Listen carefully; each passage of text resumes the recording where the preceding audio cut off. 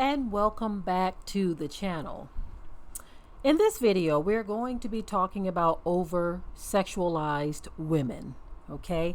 So I'm going to go ahead and get that image off and switch over to this one as we continue on in this topic. But over-sexualized women, it's very important that we expound on this subject because we are living in a time to where it's very normal. It's becoming very normal to be over-sexualized. And it's time to redirect, y'all. It's time to redirect. Women think that it's okay to walk around looking like a streetwalker. I have to censor my words because YouTube don't like certain words. You see, they don't like you saying certain words.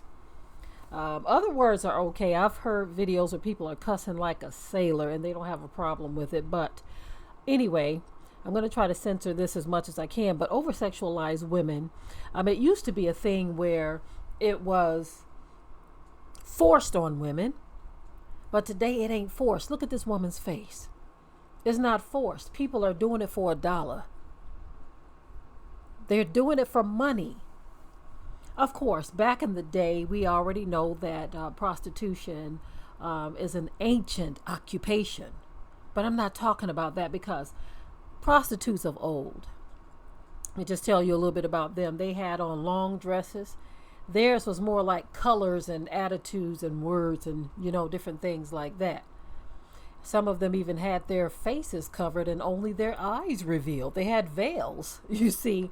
So it wasn't about just showing or flashing skin back then, right? But today, you have women even coming up in the workplace dressed like streetwalkers and dare you to say something to them. This over-sexualization of women started a long time ago. At first, it was, something that women didn't willingly participate in. In other words, it wasn't something that they were proud of. You had women who did these things, but they were like, well, I have to do this to feed my family type thing, right? But now you have women who want to do this, who want to act like this, want to dress like this, and dare you to say something to them. And they make it appear as though you are judging them. Let me tell you something. There is a cause and effect for everything. There is a cause and effect for everything. When you choose to dress in a certain way, you can best believe that you're going to attract the wrong attention. And so let me just share how this carries over and it destroys the next generation. See, a lot of women who act and behave like this, dressing like streetwalkers, acting like trash, they are not even looking at the younger generation that they are influencing. Their only concern is how they are affected by this, which is their pockets. What is the benefit to them? And what I find interesting, some of these women, especially those that are famous, some of them don't even want their own daughters to know that they even do anything like this. But most people don't even pay attention to that. And so those women who support their music, buy their music, dance to their music, dress like they dress, act like they act in their videos, they don't know that they censor this stuff from their children. And so you have these women who openly dress their children like little junior versions of them as little streetwalkers. Little girls who know these filthy dances because their mothers do it in front of them and cheer them on. And we can't figure out why this next generation is not just sassy mouth. They are downright disrespectful. And me and a panel of other guests, we are going to bring it as it relates to this next generation because this next generation needs a rebuke that will save their souls. They don't need soft words. We're past that now. But back to these women who perpetuate this wrong behavior in the next generation, in the younger generations. You don't understand that men don't want their woman dressing like a streetwalker unless he is a certain type of man. Most married men do not want their women or their wives dressed like streetwalkers. Now, of course, you have certain types of men who don't care about that because most of them aren't the marrying type. And so they're not going to marry you. They will sport you on their arm. They will take you out a night on the town to the club. Y'all will have a good time. But a lot of times they won't even marry you because they don't look at you like marriage material. There is just a slew of videos that are all over the place, especially recently. You had women on top of a police car, a moving police car, twerking. Another recent incident, on top of an ambulance, twerking. And that's one video that I didn't expect to find any type of excuses being made, but I did. There are always deflectors who don't want to look at what's going on and deal with that, but they want to deal with deflection or coming up with some excuse or reason why a person is doing what they're doing. For instance, the commenter stated that you don't know if the people twerking on top of the vehicles knew that someone was hurt. That is such a small point in the whole thing that I can't even believe a person even bothered to comment on that aspect of it. It doesn't matter if they knew or not whether someone was hurt or not. The fact that they are bouncing their behinds on the side of an ambulance, a moving ambulance, trying to get through a crowd, and on top of it as well, the fact that they even climbed up there, that was enough reason to say what a disgrace that we have become as a people. Now, of course, we can't lump everyone together in the same category because most of our people don't agree with that type of behavior. But when I say as a people, the Most High expects for us to rebuke this type of behavior. This is why he says, cry aloud and spare not. Lift up thy voice like a trumpet in Zion and show my people their transgressions. He didn't tell us to look at it and say nothing and zip our lips. See, those who want us to zip our lips are those who don't like rebuke. They like to give it, but they don't like to receive it as it relates to the things that they are doing. But they are the ones in the comment section rebuking you for talking about the foolishness, for talking about the nonsense, for talking about the death and destruction in the Black community. They want to rebuke you about that. Like, how dare you talk about these things? How dare you judge us? How dare you put us down? No one is putting anyone down when we talk about the problems in the hood. That is a form of witchcraft, manipulation, and deflection. Talking about our issues and our problems as a people is not putting you down. That is a new form of youthful pride showing its ugly head and pretty much telling people to leave you alone, mind your own business, and don't say anything to me about my foolishness. Well, I'd rather obey the Most High, our Creator, than man. Of course, nobody likes to be rebuked. But we have to understand that things are not going to get better for us as a people as long as we continue down this path of lawlessness.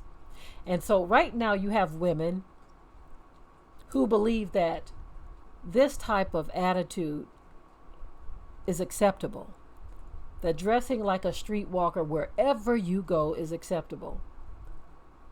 Sometimes when you go out in public and you see women at just a store, a retail store, and they are dressed in something so revealing and so tight You say to yourself, how could you feel comfortable in that, knowing that all eyes are on you? Women are supposed to be modest in the way that they dress and behave.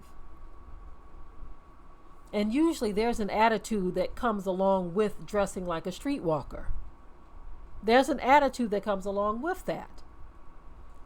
And I find it very interesting how women of all races, not just black women, but women of all races, when they dress a certain way and they get unwanted attention from men, when they get that unwanted attention, they act shocked, as if, how dare you talk to me with disrespect?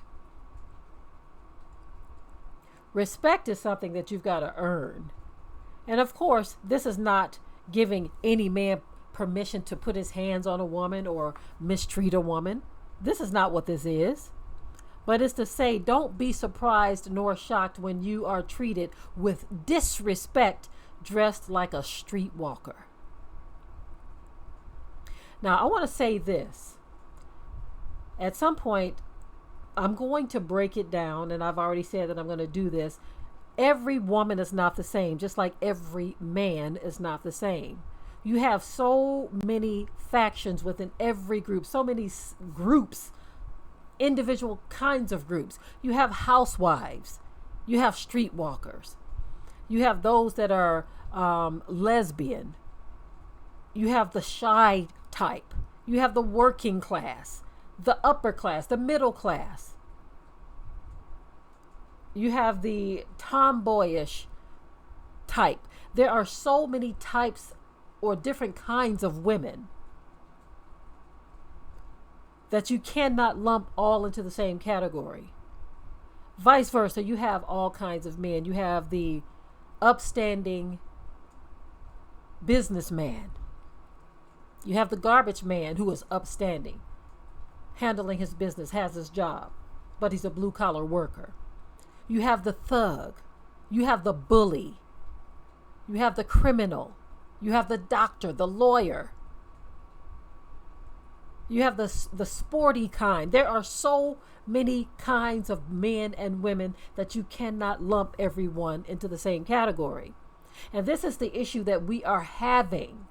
When you think that every woman is just like this over-sexualized woman, and therefore you give every woman that treatment. And so you over-sexualize women who think that you are just growing with the ages, that you're just going with the times. That's the new excuse these days. When you want to do something that you know is off the chain, out of order, whether you're a man or a woman, you say, oh, you're just growing with the times. These are the times we're living in. But the Most High, our Creator, He changes not. He changes not. And there's a cause and effect to everything, just like I said before. When you allow yourself to step over into a realm of lawlessness that causes another reaction, and then it spills over to the next generation and the next and the next and the next. Mothers are getting younger and younger because somebody thought it was a good idea to put a little 6-year-old in some streetwalker clothes. And so she's filling her Cheerios by the time she's 8 years old. Some of them, by the time they're 10, 11, and 12, they know all of the sexual lingo. Some of them, by the time they're 13 and 14, know all of the positions that even some adults don't even know. Some, by the time they're 15 and 16, are fully engaged in sexual activity that is off the chain because they lived around women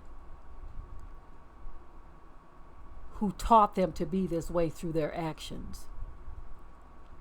You can't dress and act like trash and expect your daughter to grow up and be wholesome. Of course, we know that there are outside influences. We know that some children, they pick up things from television. They pick up things from people they hang around in school. A lot of children pick up things in school. We understand this and we know this. So I'm not talking about those who tried their best, because you do have those that get away. You see that so many times in the church. where mothers are raising their children to the best of their ability, but the world gets a hold of them, and it's hard to get them back. They literally have to get out here and get stomped on in the world before they realize that mama knows best or papa knows best. But what I'm talking about here, I'm talking about women who knowingly and intentionally expose your daughters to this type of filth, and you don't see anything wrong with it.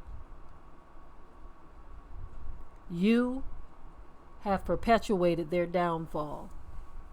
And you can look no further than the mirror if this world gets a hold of them, because they saw you doing this. Again, I made a separation on those who got out here in the world and they allowed themselves to cross over to the dark side, and they weren't raised that way. We know that those kinds of women exist who were raised a certain way, but they decided that they were going to go with the flow of the world. But when you are a woman who intentionally dressed your child a certain way, exposed them to a certain lifestyle, letting them drink and smoke and do all kinds of things, and they grow up to be this way, all of the blame falls on you. I remember coming up as a child. My grandmother lived on the east side of Detroit. We were very poor, so, for a moment we had to live there with my grandmother. My mom would go to work. She would work hard, trying her best to get money together so that she can get us out of there. But she was in a situation where she couldn't help it. We had to live there, and things were rough at my grandmother's house.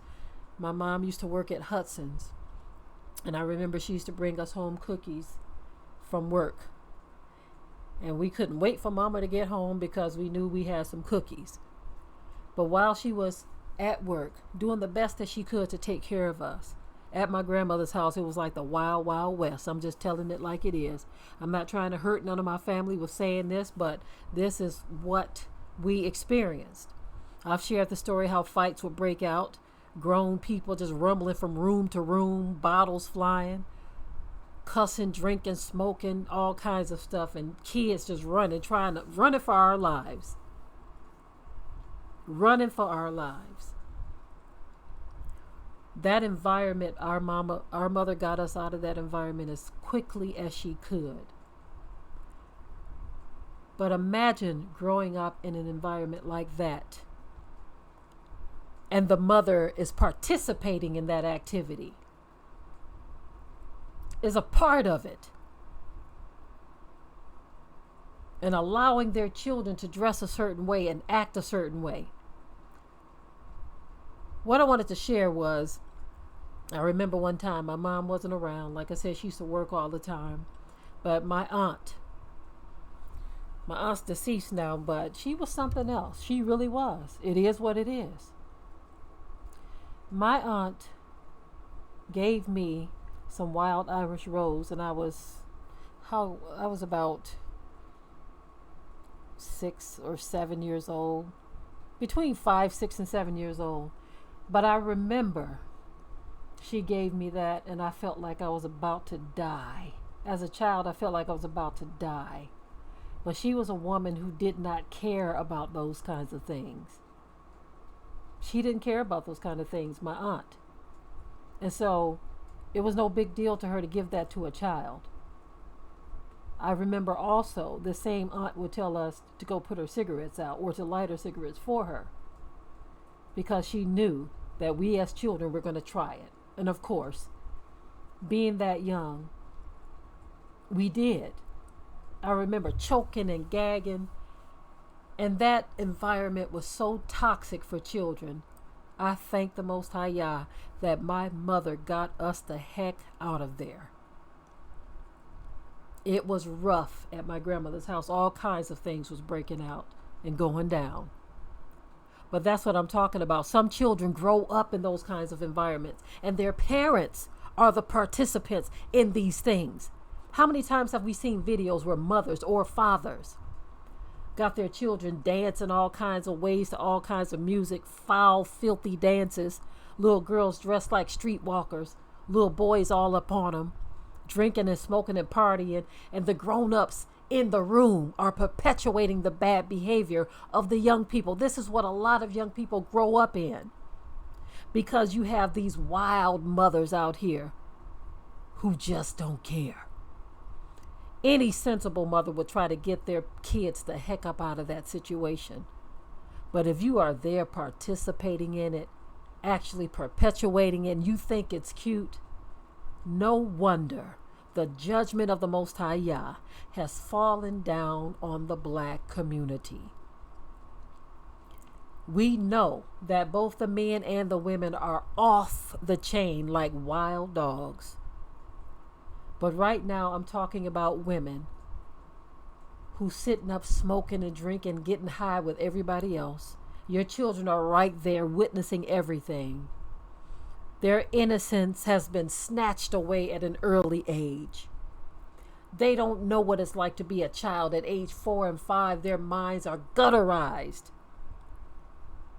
because you as a mother did not allow that motherly instinct to kick in. But you took them to that environment intentionally, and you allowed them to sink right along with you. So much comes with being oversexualized because that woman becomes in survival mode for herself, to where she's looking for her next fix, and she don't care who's messing with her little child. And so many tragic stories come out of stuff like this, y'all. We've all heard it before. Women right now that are grown, who have been violated, who have been hurt, who have been touched, because somebody didn't care enough to keep their eyes on them. I want y'all to understand something, family. Out of love, we say these things. So many of us cry aloud and spare not, and lift up our voices like trumpets in Zion. So many of us do this. We are not putting you down. We are not looking down on you. It is out of love, because for the next generation, there may not be someone that's going to be there to help them over this hump. It is our jobs. The scripture tells us to admonish one another daily. So please miss me with the deflection. This is not to put anyone down. This is to let us know that we have got to get our collective houses in order. Our young women are out here in the streets with their minds so messed up that they think this stuff is normal. And like I said before, they dare you to say anything to them. So many times I have seen videos where young women, teenagers, so disrespectful and out of order and out of control that they are beating down elderly people, and they think something's funny. And yet you all pretend like you don't understand why we got to keep burying them. The Most High don't play that, y'all. There is a cause and an effect. There is a judgment attached to lawlessness. And when we don't tell our young people what is required of them, the Most High allows that hammer to come down. When you see young people out here who think it's okay to stump somebody's head in, somewhere up the food chain, up that hierarchy within their home, somebody didn't teach them. Somebody didn't make them understand that there are consequences to your actions. One thing leads to another. When you allow one thing, something else happens. You allow another thing, something else gets piled on. One thing leads to another. When they become sexually promiscuous, it was actually probably something else or many more things attached to that. Out of control mouths, disrespect, dysfunction all around. But then they become oversexualized for a number of different reasons. Let me tell y'all right now, I'm going to bring it on a personal level now. On a personal level, each and every one of us, we have to have rules in our house. We have to have rules in our house. My husband and I have made ourselves very clear. Our children know and they understand that when you think that you want to do what you want to do and that you've got it all figured out, you want to dress how you want to dress, behave how you want to behave, then you need a new address. If you want to sell drugs, you need a new address. If you want to dress like a streetwalker, you need a new address. If you want to be disrespectful, you need a new address. You see, my mother, she didn't play that kind of stuff. And we knew, my sister and I, my brother, we knew that mama didn't play. And I thank the Most High that my mom is here with me. And I'm just like her. I don't play either. I don't play either. If you want to be ruthless and lawless, if you want to do your thing, and I can't tell you nothing, Papa can't tell you nothing, then you need a new address. It's that simple. You need to pack your bags and get a new address. And see, that's how the Most High would have us to be. And for those of you who say, well, those are your children and you got to blah, blah this and blah, blah that. See, the problem in the so-called black community is this. And I know this stuff happens in other communities as well. I know that this happens with white children and Asian children, but I'm talking to the so-called black community. Those of you who are the children of Yashrael. The Most High expects us to raise our children in righteousness. And when we allow them to be all up in our mix, doing whatever the heck they want to do, and we allow it in our house, when our motto should be, as for me and my house, we shall serve Yah. If that is not your motto and you allow your children to do whatever you want, the Most High is going to hold you accountable. When they get outside of your doors and they get their own address and do all of that, all you can do is say to them, I don't approve of that. And you know I don't approve of that. You know I didn't raise you that way. And I will not accept that. Once they get out on their own and they're grown and they want to do their own thing, that's on them. But as for me and my house, that is the attitude that you must have as a parent, whether you are a mother or a father. So many times we have seen or heard stories where children sitting up in their parents' house selling drugs. Kids in their parents' house having sex. Kids beating on their parents. Cussing their parents out, yelling at them, threatening them. It's time for you to get a new address. So, I'm sorry, women, but a lot of this does fall on you. We understand that there are a lot of single mothers out there and the fathers are missing in action in some cases. Every situation is different. We're not going to get off into that right now because every situation is different. But if you have the control of your children and you are the ones raising them, then it is your job and your duty to make sure that those young people, your daughters or your sons, understand what time it is and what is required of them, what is expected of them.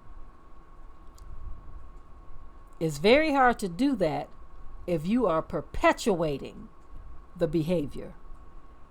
But if you are one of those who wants to stand for righteousness, then that is your duty, that is your calling, that is your job. And do as you must to make sure that your children and your household are right before the Most High, because He has opened up the floodgates of judgment. We are seeing it more and more. Our young people are out here dying in the streets, young men and young women. Playtime is over. If you don't want to keep on burying them, then you got work to do. It's that simple. I am done with this video. Until next time. We hope you liked today's topic. Please leave your comments below. If you haven't already, subscribe to the channel, share it like this video, and with that, we're out. Be sure to ring the bell to be notified of new uploads on this channel, and also comment, share, like, and subscribe.